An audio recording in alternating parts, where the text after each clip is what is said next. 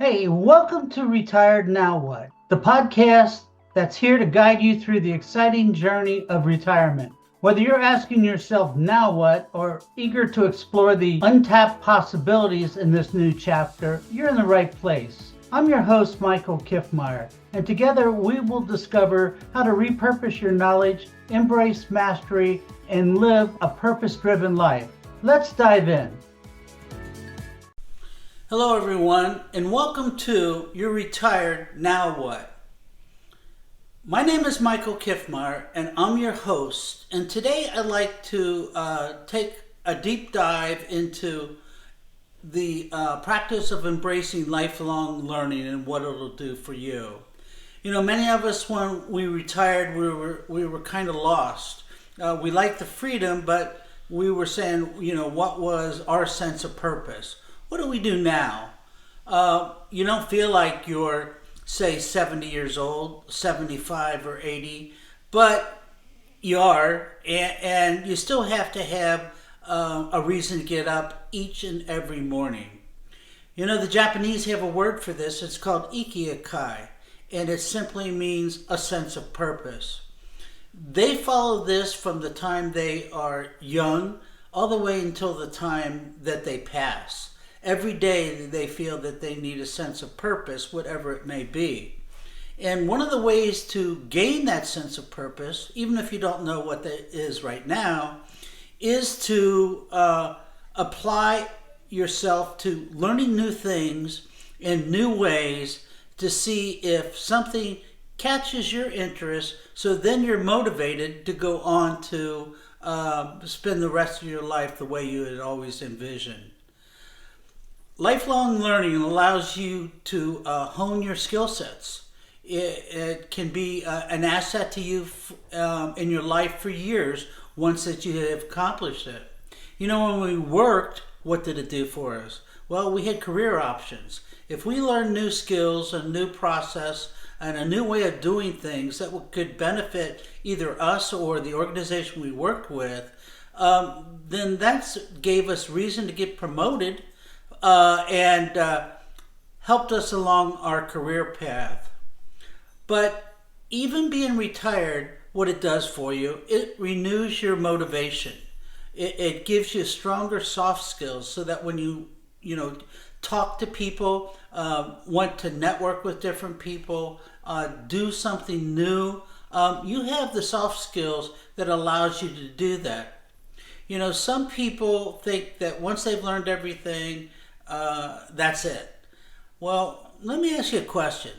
Why do we believe that 12 or 16 years of education is going to last us all the way until we're 80 years old, 90 years old?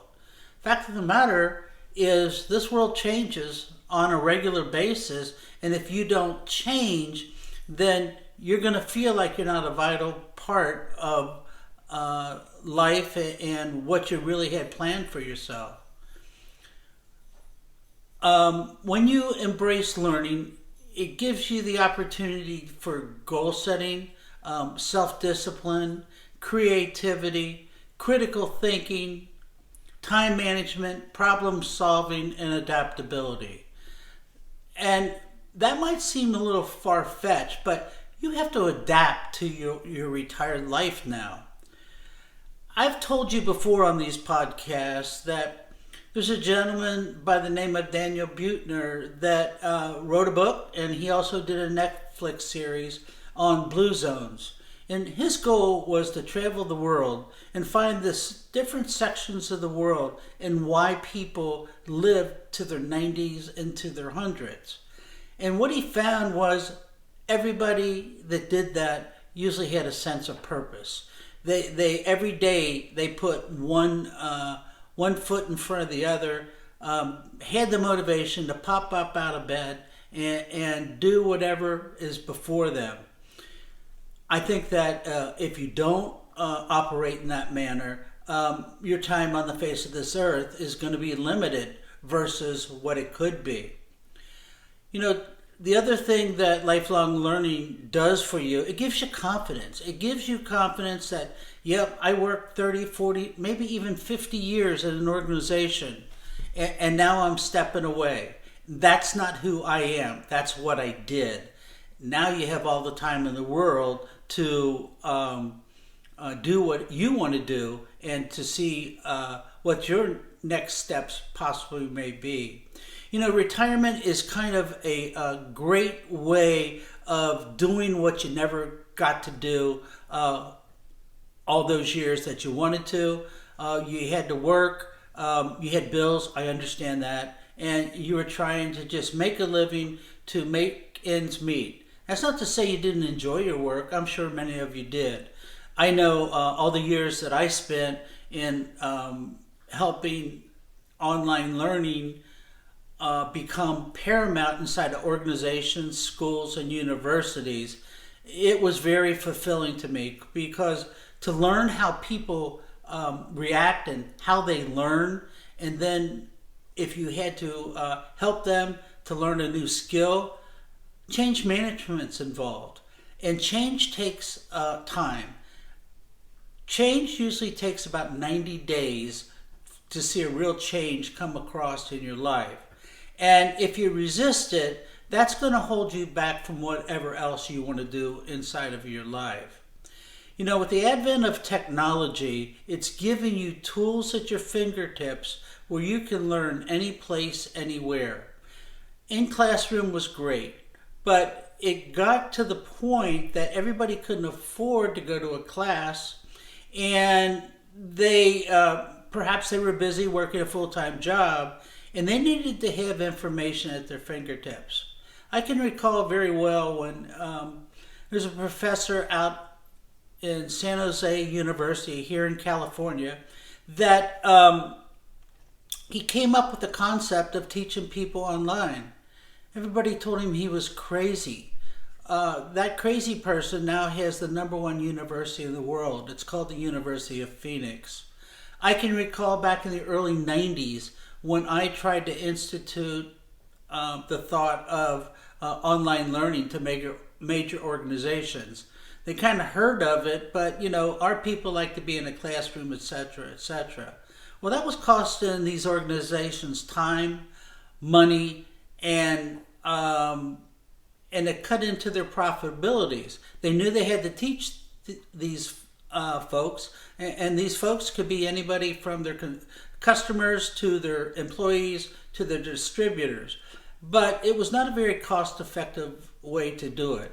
One of the greatest things about online learning, it's immersive learning. And immersive learning is where you put yourself right into the scenario and you see, hear, and do. You can see it, you can try it, and then you can do it yourself. I don't know about you, but that's one of the best ways that I learn. I have taught myself and gone to a lot of classes for this self-education industry of what I'm doing right now. And there's so much information at our fingertips. I mean, and especially with the new advent of, you've probably heard a lot about artificial intelligence. This is nothing to be afraid of. This is something that you're going to be amazed that you could type just a sentence or two and it feeds you back. All you got to do, it feeds back to you what you're looking for. Great example. When I was doing some background on lifelong learning, I knew a lot, but I wanted to see what ChatGPT said. They gave me 2 pages, which is, I think it's wonderful. Can you imagine when you were in college, if you went, how quick you could have gotten through college instead of reading the old way? And yeah, you learned a lot, but it took a lot of your time as well. You could have worked a full-time job, gone to class, and had all your papers done in a short amount of time. And I think that's wonderful. You know, folks said, well, we used to do it the old way. I got it. But we used to have a cotton gin and Model A cars too. Look where they've progressed. Look where television has progressed in 50 years. look where the computer industry has grown to. And now, you may or may not have heard, virtual reality is becoming a reality. Apple just came out with what they call Vision Pro. And what's Vision Pro? Well, Vision Pro is simply you wear like masks, they look like goggles, and they fit right across your face here. And everything you do on a computer, you can do with your fingers like this. You won't need hardware, you won't need software, you just need this virtual reality mask goggles is what I like to call it. But they're in their infancy right now, and they cost $3,500. So I don't think there's going to be a whole lot of people running out to get those, except the younger people. They're on it all over the place.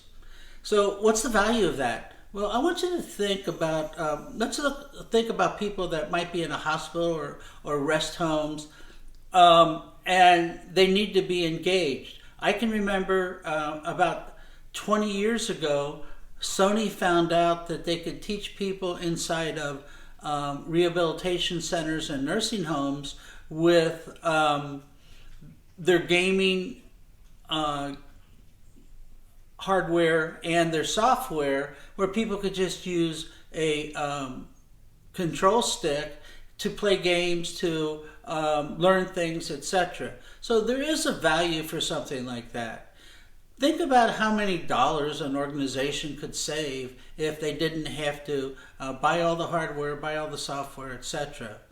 We're not there into those of us that are baby boomers. We're not at the Jetson stage yet, and that meaning that everything's space age. But I just want you to embrace lifelong learning, and I want you to think about what's next. And I want you to always keep thinking about what's next for you. I implore you to embrace lifelong learning. I think it will behoove you. I'll use myself as an example. I never touched a computer seriously until I was 37 years old. Now look, it's my whole career. It's online learning, it's marketing, it's digital creation, and I've always gone by the motto of lead, follow, or get the hell out of the way. I thank you all for listening today, and I embrace any questions you might have. Please just reach out and DM me either on Facebook, or if you would like to contact me directly, just send me a DM, let me know, and we can go for there. I appreciate each and every one of you, and I want to help you with your retired, now what, and what are you going to do? Thank you. Thanks for tuning in to Retired Now What. I hope today's conversation has given you some valuable insights as you navigate the journey of life after retirement. Always remember, life doesn't stop after retirement. It's an opportunity for a new beginning.